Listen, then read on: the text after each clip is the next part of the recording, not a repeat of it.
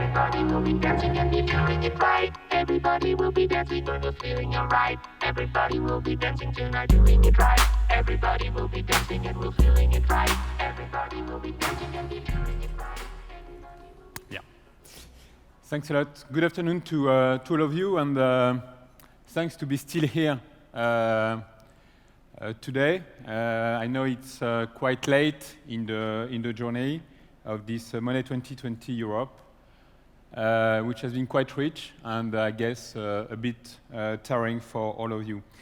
So I will use these 20 minutes to offer you some kind of break and to offer you the opportunity to step back from all what you've discussed or what you've seen during these 2 days, almost 3 days, and to tell you about our convictions as Ingenico about the future of payment, convictions which are based on all what we've done to prepare the strategic plan, the 2020 vision that we presented already 2 weeks ago.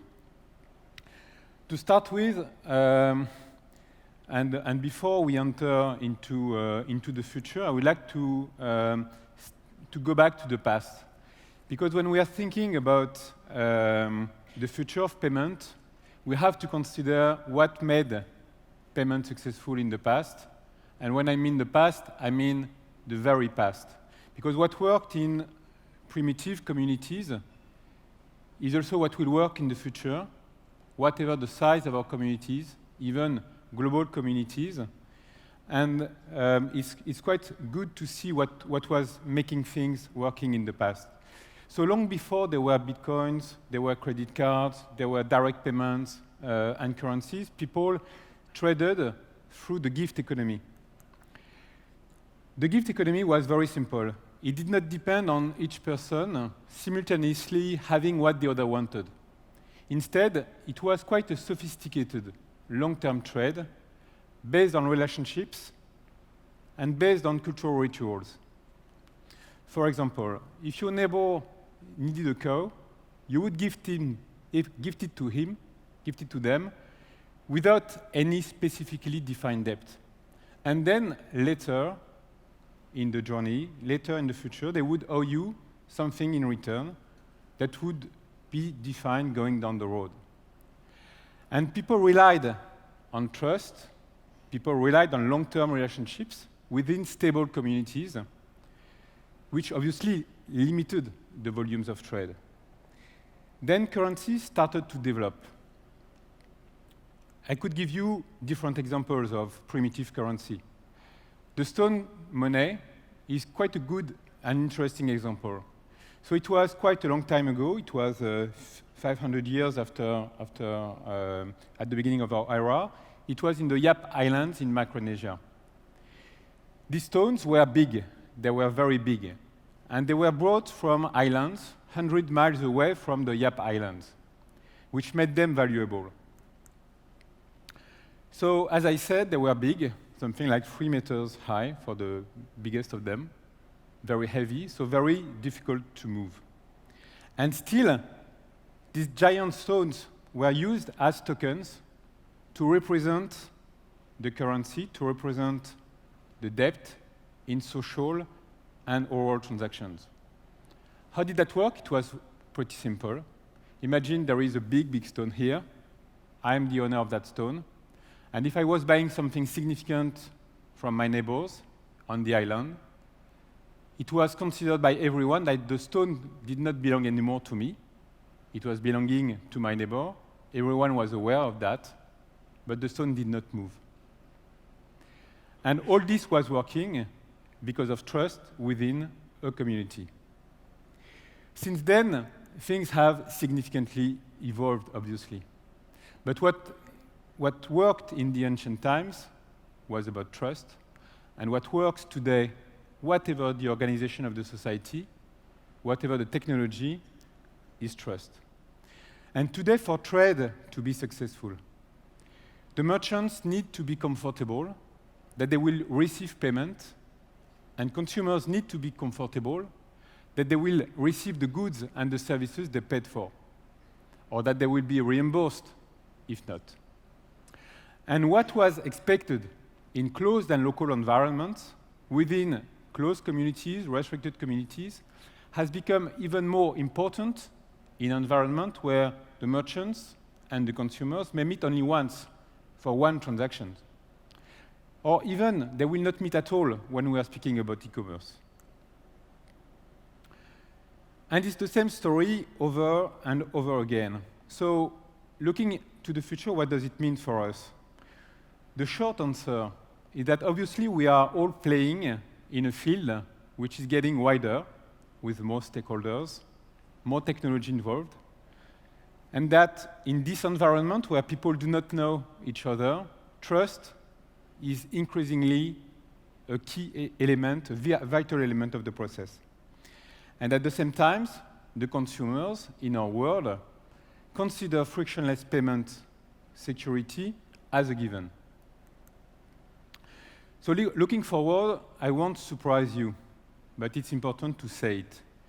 I won't surprise you if I say that mobile is an essential part of payment in the future.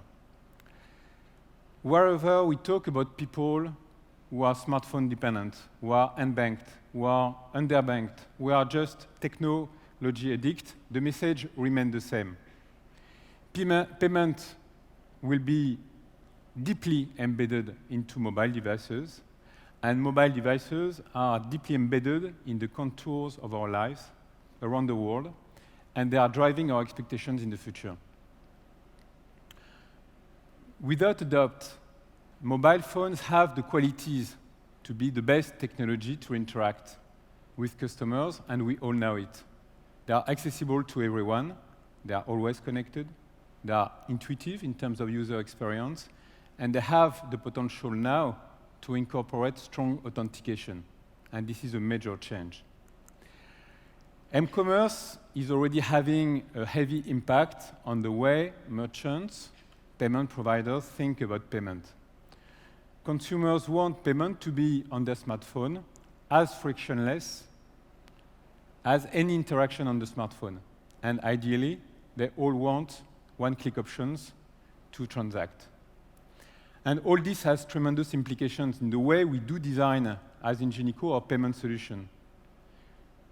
This is why we do operate with a mobile-first philosophy, meaning that everything that we think, everything that we develop, everything that we design starts from the consumer expectations and their desired journey on the mobile.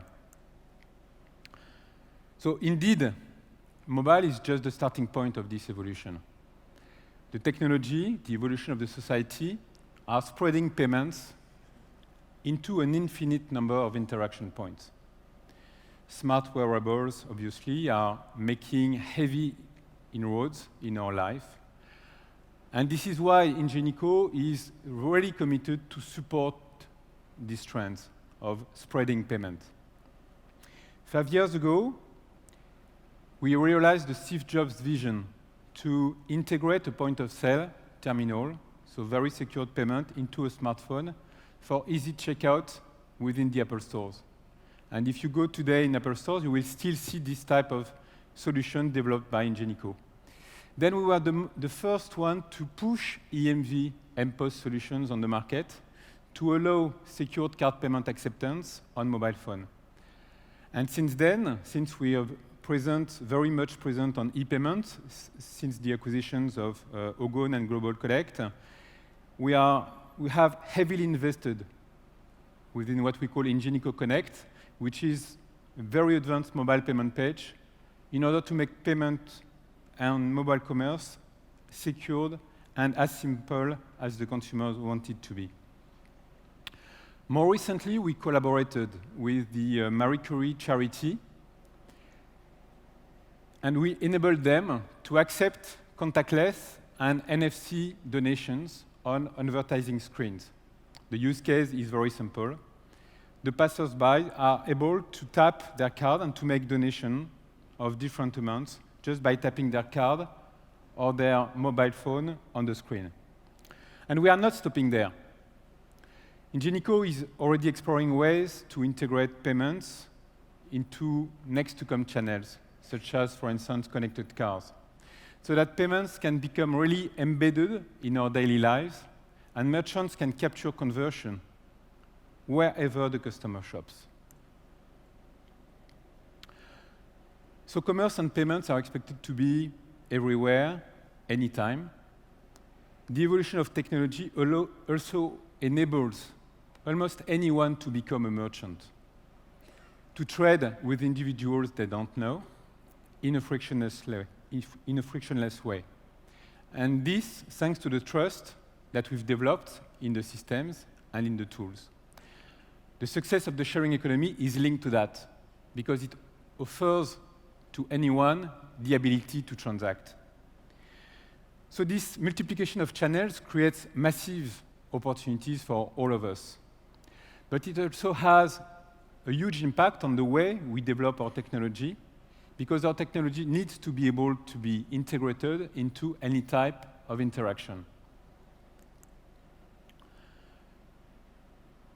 As commerce is evolving, as commerce is expanding across channels, obviously the war on cash is making progress.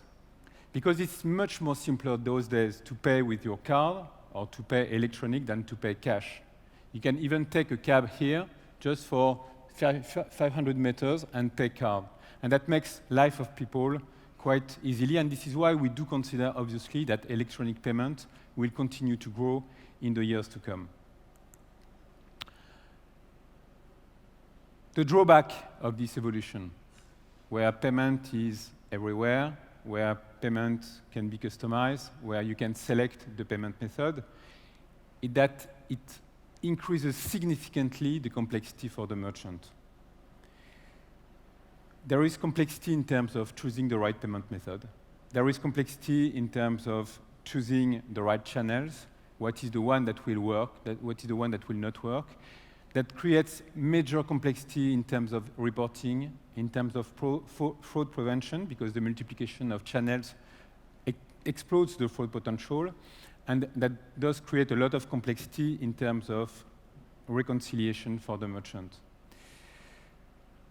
The development of alternative payment methods is a must. We all know that, for many reasons. It's sometimes much more frictionless than card payment, still today. It allows to interact in a much more focused way with the community, with your community.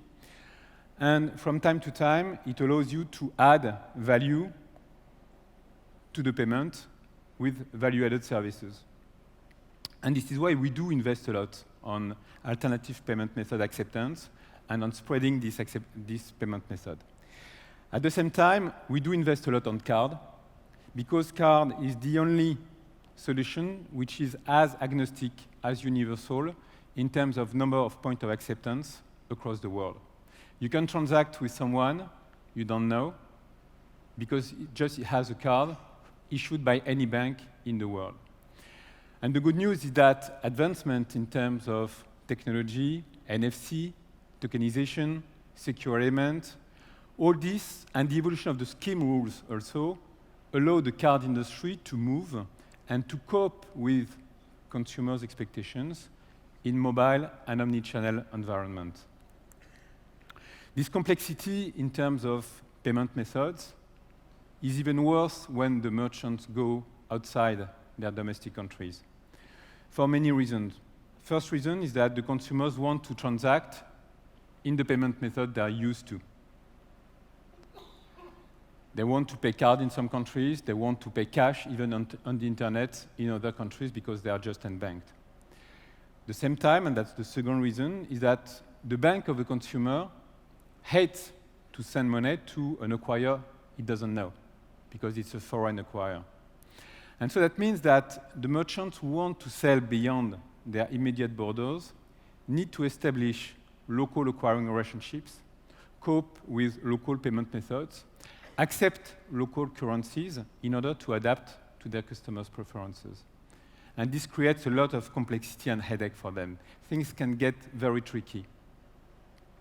But without taking these steps, the merchants will just struggle to maintain the trust with their customers, especially the one they don't know, which ties back to consumer habits, values, and concerns. This evolution of payment also creates some additional challenges in terms of security, in terms of data protection, in terms of compliance with the rules, especially the PCR rules. And merchants need to be constantly ahead of this game, because otherwise, again, that put them at risk in terms of trust, in terms of reputation. And all this includes choosing the right technologies, implementing the right data protection methods, adhering to the PCI requirements, in order to stay and to maintain, to stay secure and to maintain the customer trust. And all this comes back to trust. Customers need to trust their merchants, even when they don't know them. Merchants need to trust their payment providers.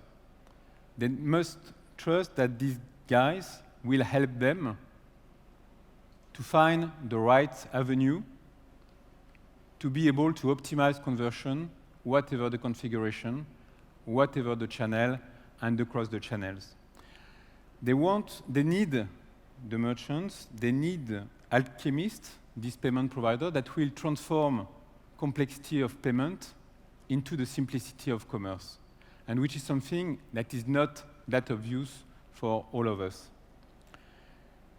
Optimizing conversion requires very advanced approach and analysis of configurations that will adjust your payment method, that will adjust your payment options according to verticals, according to geographies. And for this, the footprint, the expertise, and the ability to analyze data are very key. So this is where our story ends for now.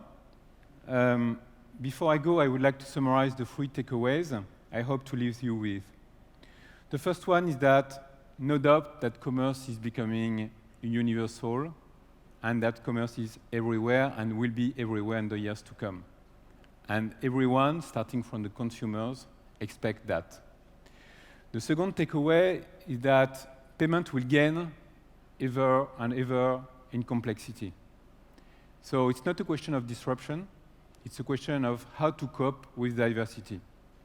And for that, you need advanced technology, you need very modern technology. This is why Ingenico e-payments is putting something like 100 million on the table in the 3 years to come to upgrade and be at the forefront in terms of technology and in terms of offering.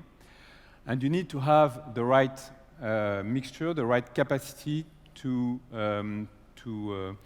offer the best payment method depending on the geographies, depending on the verticals, and you need to offer the right expertise. The last point is about trust. Commerce will grow and payment will grow only if we are able to preserve trust, whatever the environment, whatever the configuration. Overall, I hope that, but I'm sure that you are all convinced that the future ahead is very exciting. There is an amazing value in this industry for the merchants, for the payment providers, and I would say that we are miles away from what we were hearing a few years ago about commoditization of payment.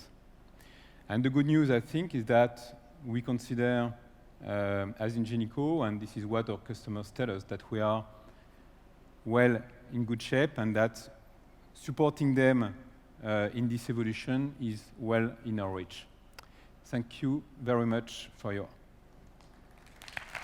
time.